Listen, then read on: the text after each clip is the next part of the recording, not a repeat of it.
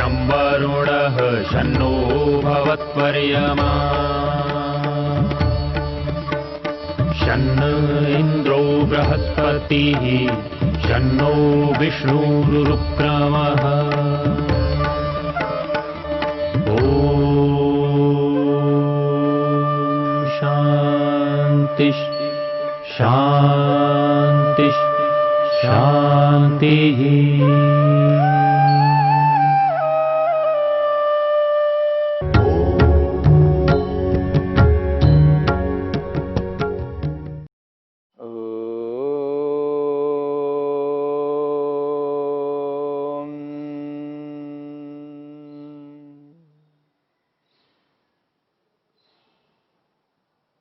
क्रिया योग की चर्चा में तप स्वाध्याय ईश्वर प्रणिधान रूपी क्रिया योग की चर्चा में स्वाध्याय के अंतर्गत जप है, उस जप को लेकर के हम विचार कर रहे हैं।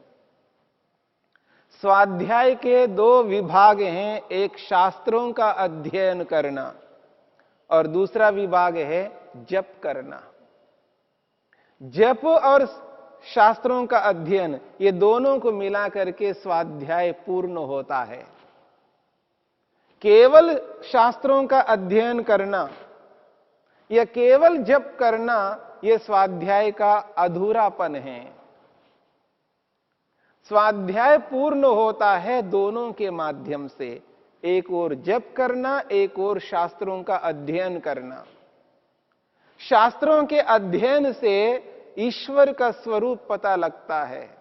शास्त्रों को पढ़ने से ईश्वर के यथार्थ स्वरूप को जान लेते हैं और फिर दूसरी ओर से उस ईश्वर का जप करते हैं, उसके गुण कर्म स्वभावों को आत्मसात करने की विधि को अपनाते हैं।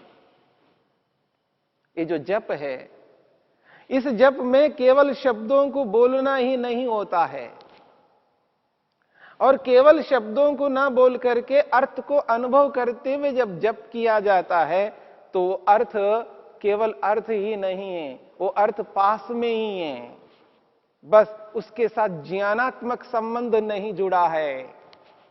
मेरी बात को समझने का प्रयत्न करना। परमपिता परमेश्वर यानी ईश्वर सर्वव्यापक है, कण कण में विराजमान है। ऐसा कोई स्थान नहीं है जहां ईश्वर ना हो। हमारे शरीर के अंदर ठसाठस भरे हुए हैं। हम अपने मन को एकाग्र करते हैं, धारणा बनाते हैं, अपने ही शरीर के अंदर एक स्थान पर मन को टिकाते हैं, इसी का नाम धारणा है। मस्तक से लेकर के नाभि तक जो स्थान बताए हैं मन को टिकाने के, मस्तक है, भ्रिकुटी के मध्य भाग है, नासिका के अग्रभाग है, जिह्वा का अग्रभाग है, कंठ है, हृदय है या नाभि है।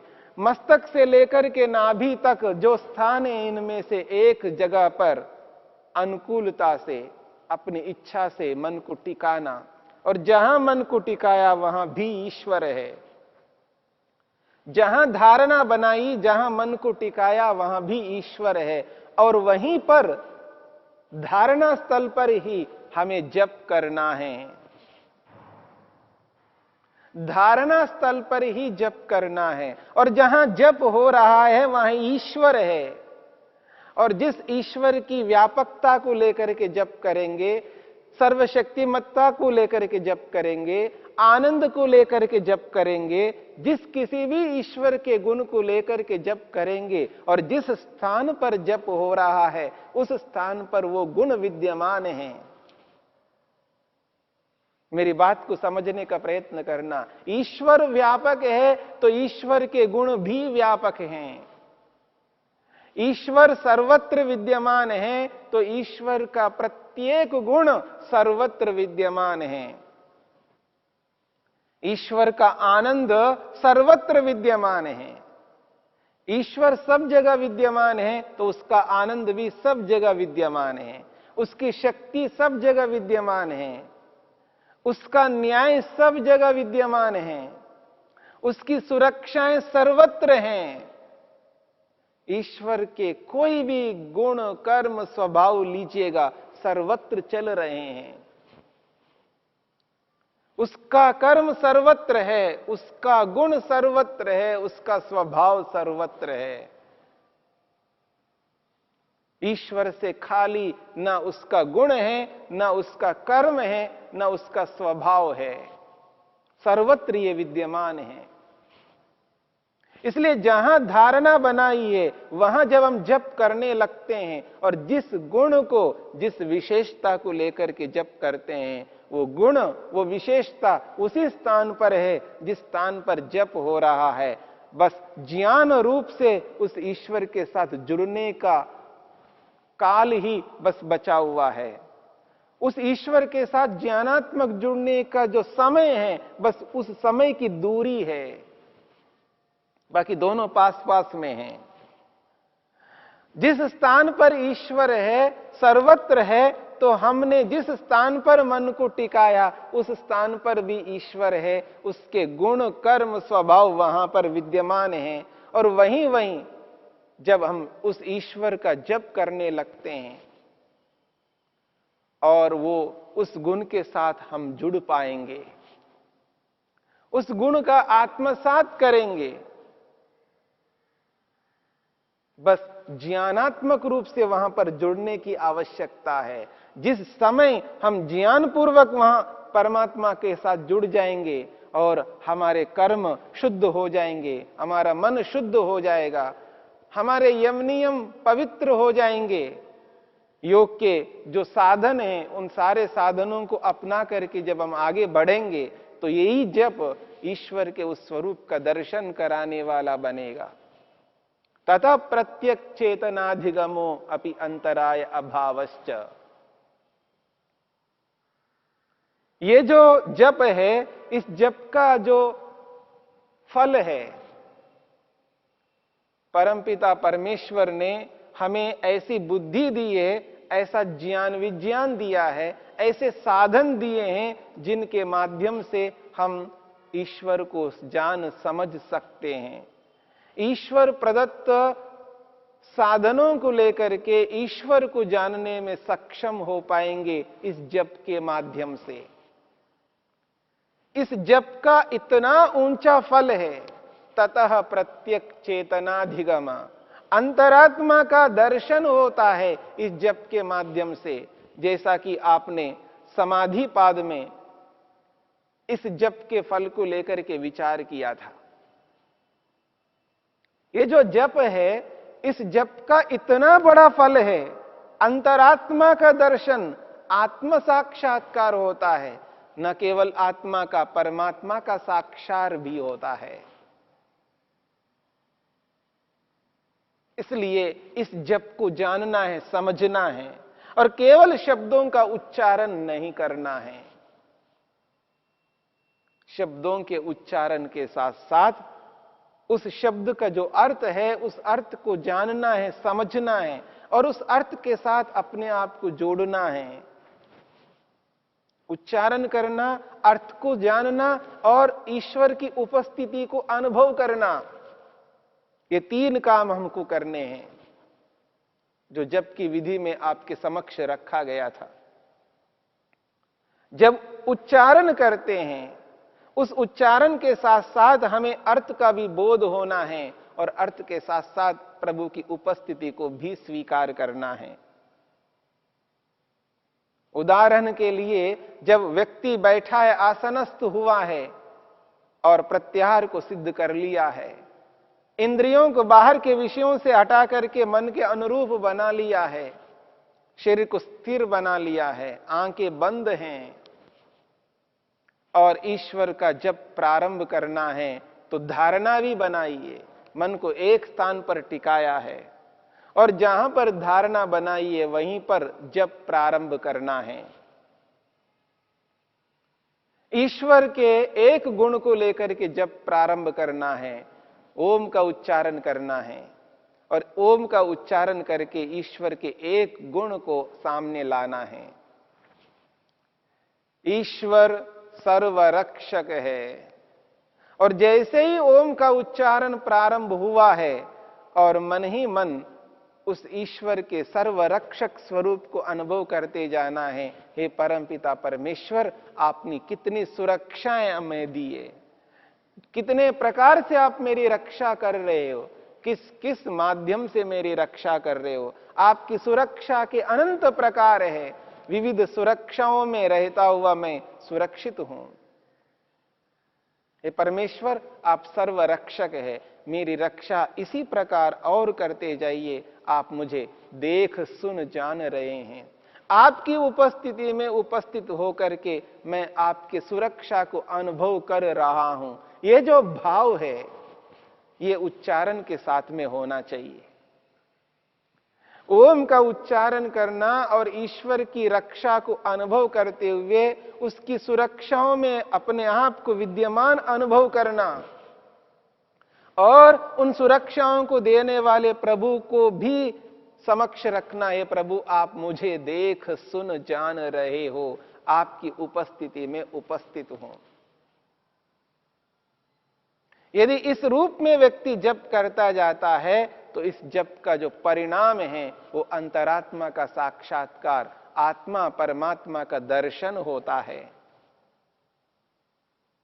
और ऐसा जप व्यक्ति एकदम नहीं कर पाता है, उसके लिए 3 प्रक्रिया हैं। पहले व्यक्ति बोल करके करे, उच्चारण मुंह से उच्चारण करते हुए जप करे, आंखें बंद रहें, शरीर स्थिर रहे, उसी प्रकार की विधि में बैठे रहना है जो योग की विधि है, और उच्चारण करके जप करते जाना है। और उच्चारण करने के बाद उस प्रभु के उस स्वरूप को, जिस उच्चारण में आप बोल रहे थे, उस शब्द के अंतर्गत जो ईश्वर का स्वरूप बता है, उस स्वरूप को सामने लाना है। भावना से उस स्वरूप को अनुभव करना है, यद्यपि वो स्वरूप सर्वत्र व्याप्त है। हे प्रभु, आप सर्वरक्षक हो।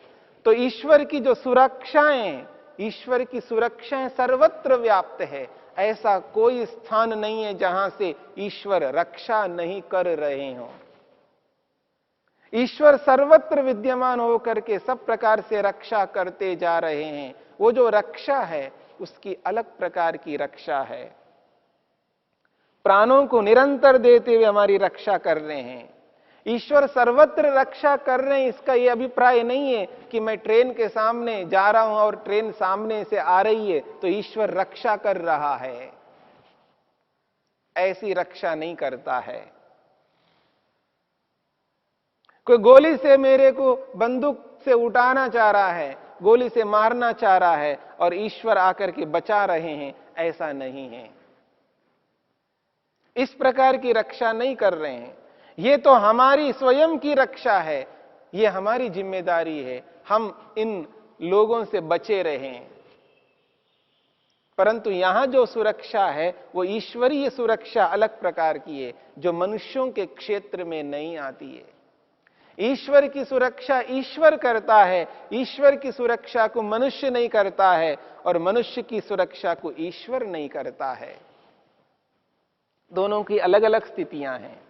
ईश्वर सर्वत्र विद्यमान होकर के सबकी रक्षा एक समान करते जा रहे हैं, सबको प्राण दे रहे हैं।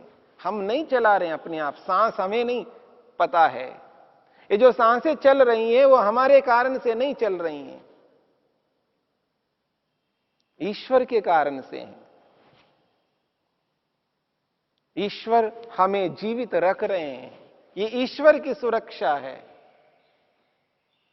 जो शरीर के अंदर जो व्यवस्था दी है ईश्वर ने, हम जो भी खाते पीते हैं उसका रस बनता है, रक्त बनता है, मांस बनता है, मज्जा बनता है। ये जो प्रक्रिया से जो व्यवस्थित किया है परमात्मा के नियम में, इसके माध्यम से हमारी रक्षा कर रहे हैं। ईश्वर की सुरक्षाएं अनंत हैं और वो ईश्वर ही कर रहा है, वो मनुष्य नहीं कर सकता है। उन सुरक्षाओं में हम रह रहे हैं, उन सुरक्षाओं को अनुभव करना है। उन सुरक्षाओं को अनुभव करते हुए ये भी एहसास करना है, हे प्रभु, आप मुझे देख सुन जान रहे हो, आपकी उपस्थिति में उपस्थित हूं और आपको ही मैं अनुभव कर रहा हूं, आपकी सुरक्षा में विद्यमान हूं, आपका ही जप कर रहा हूं। ये जो एहसास है, ये जो अनुभव है, ये जप के काल में यदि रहता है तो जप ठीक प्रकार से हो रहा है। मन ईश्वर में लगा रहेगा, ईश्वर की सुरक्षा में मन रहेगा और ईश्वर के अलग अलग सुरक्षाओं को हम अनुभव करेंगे।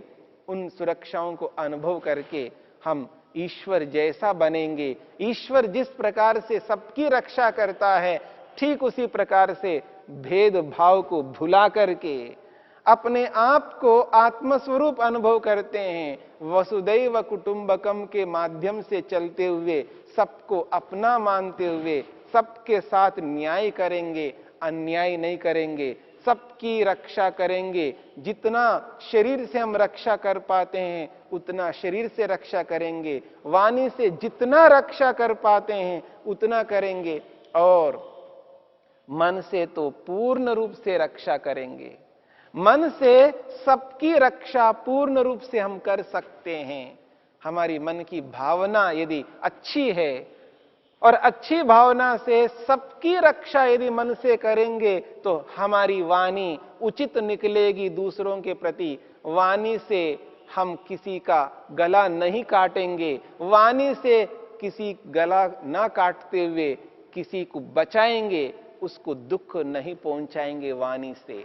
यदि मन से हमने सबकी रक्षा कर दी है तो वाणी से रक्षा ही करेंगे, और जब हमने मन से रक्षा की है तो शरीर से भी रक्षा करेंगे। ये जो पाप हो रहे हैं, ये दुष्ट कर्म हो रहे हैं, ये हिंसाजन्य कर्म हो रहे हैं, ये जो असत्य हो रहा है, ये जो अन्याय हो रहा है, ये जो अराजकता हो रही है, ये सब बचेंगे ईश्वर को एहसास करने से, ईश्वर का जप करने से। इसलिए महर्षि पतंजलि ने यहां पर क्रिया योग में स्वाध्याय को रखा है, और इस स्वाध्याय के अंतर्गत इन दो विभागों में से ये जो जप रूपी विभाग है, इस जप के माध्यम से हम अपने आप को उत्तम पवित्र बनाएंगे और अन्यों को भी अवसर देंगे उत्तम पवित्र बनने का। स्वयं सुखी होंगे, औरों को भी सुखी करेंगे। स्वयं ईश्वर के स्वरूप को अच्छे ढंग से अनुभव करेंगे और ईश्वर के स्वरूप को, ईश्वर के उपकार को, ईश्वर की सुरक्षाओं को, ईश्वर के न्यायकारी स्वरूप को, ईश्वर के अनंत गुण कर्म स्वभावों को जैसे हैं वैसा ही जान करके, ईश्वर के कार्यों से प्रभावित होकर के हम भी ईश्वर के समान बनने की चेष्टा करेंगे। जिस प्रकार से ईश्वर सबकी रक्षा करता है, न्याय करता है, सुख देता है, उसी प्रकार हमारी भी प्रवृत्ति बनेगी और स्वयं उस प्रवृत्ति से सुखी रहेंगे और उसी प्रवृत्ति के कारण से अन्यों को भी सुखी करेंगे। और इस मनुष्य शरीर को प्राप्त करने का जो प्रयोजन है, उस प्रयोजन को पूरा कर पाएंगे। जप बहुत महत्वपूर्ण है। बिना जप के हम ईश्वर को नहीं जान पाएंगे। ईश्वर के साथ तादात्म्य संबंध जोड़ करके ईश्वर जैसा नहीं बन पाएंगे। इसलिए आवश्यक है ईश्वर के साथ जुड़ना है, ईश्वर के स्वरूप को अनुभव करना है और जप के माध्यम से अपने प्रयोजन को पूरा करना है। इसलिए इस जप को स्वाध्याय में रखा और स्वाध्याय क्रिया योग का एक महत्वपूर्ण विभाग है।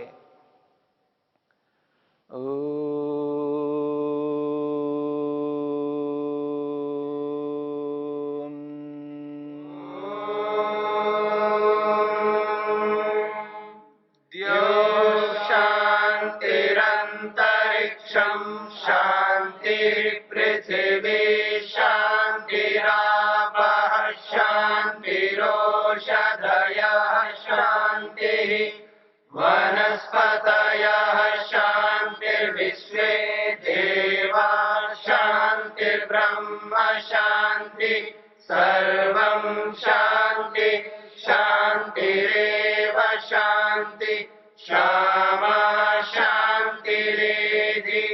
ओम शांति शांति शांति।